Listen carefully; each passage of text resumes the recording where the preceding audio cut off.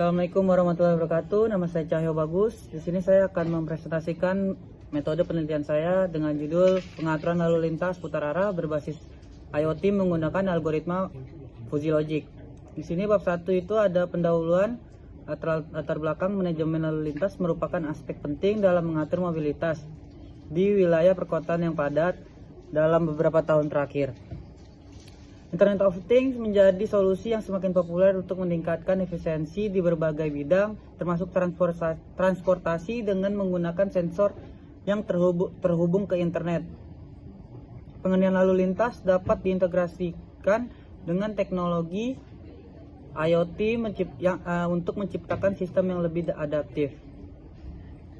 Ini dalam penelitian ini, mengapa saya menggunakan algoritma fuzzy, di mana algoritma ini sesuai dengan pengaturan lalu lintas.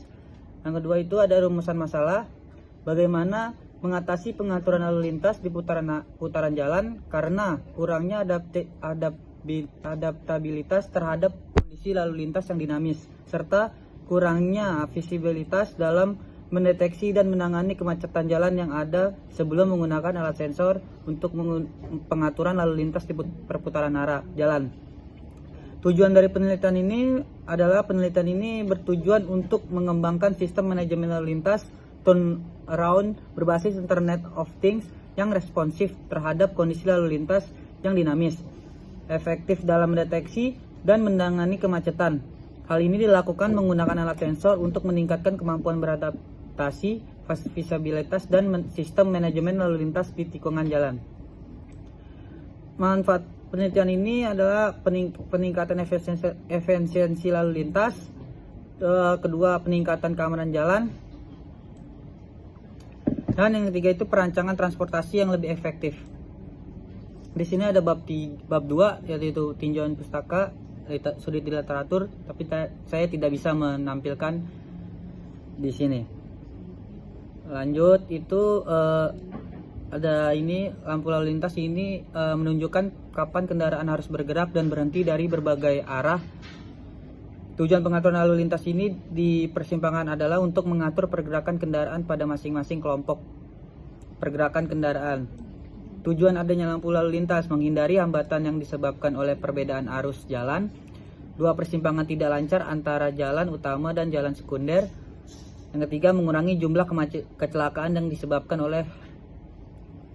oleh perbedaannya arus jalan. Lanjut itu di sini ada bab 3 alur penelitiannya. Alur penelitiannya itu ada observasi, kedua studi literatur, ketiga pengambilan data, yang keempat adalah analisis data, yang kelima pembuatan alat, yang keenam pengujian tahap di mana sistem yang telah dikembangkan diuji. Yang ketujuh itu pembuatan sistem, ke-8 kesimpulan, dan ke-9 pembuatan laporan. Di sini yang kedua juga ada diagram alur algoritma fuzzy, yaitu adalah input data dari sensor IoT. Yang kedua fuzifikasi, yang keempat inferensi fuzzy, yang kelima itu fuzifikasi contoh aturan, yang ini komposisi aturan, dan defusifikasi terus output control. Yang itu ada juga diagram alur Internet of Things.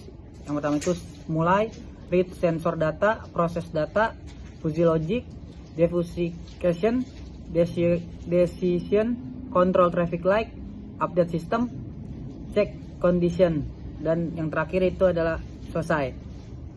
Terus sini ada juga datasetnya, ada timelinenya. Di sini timelinenya saya ambil per bulan 2 minggu. Di sini ada bab 4, itu ada perhitungan manualnya, cuman saya tidak bisa menjelaskan di sini juga karena masih dummy. Lanjut itu ada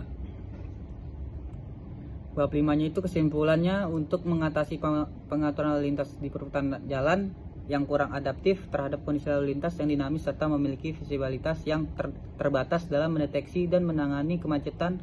Solusi yang diusulkan adalah dengan menggunakan alat sensor Ini diharapkan dapat meningkatkan kemampuan sistem dalam mendeteksi perubahan lalu lintas secara real time, memungkinkan sistem untuk menyesuaikan pengaturan lalu lintas secara lebih responsif dan efisien. Dengan demikian, implementasi alat sensor di perputaran jalan diharapkan dapat mengurangi kemacetan, meningkatkan efisiensi waktu perjalanan, dan memperbaiki pengalaman pengguna jalan secara keseluruhan. Sekian dari saya, kurang lebihnya mohon maaf. Wassalamualaikum warahmatullahi wabarakatuh.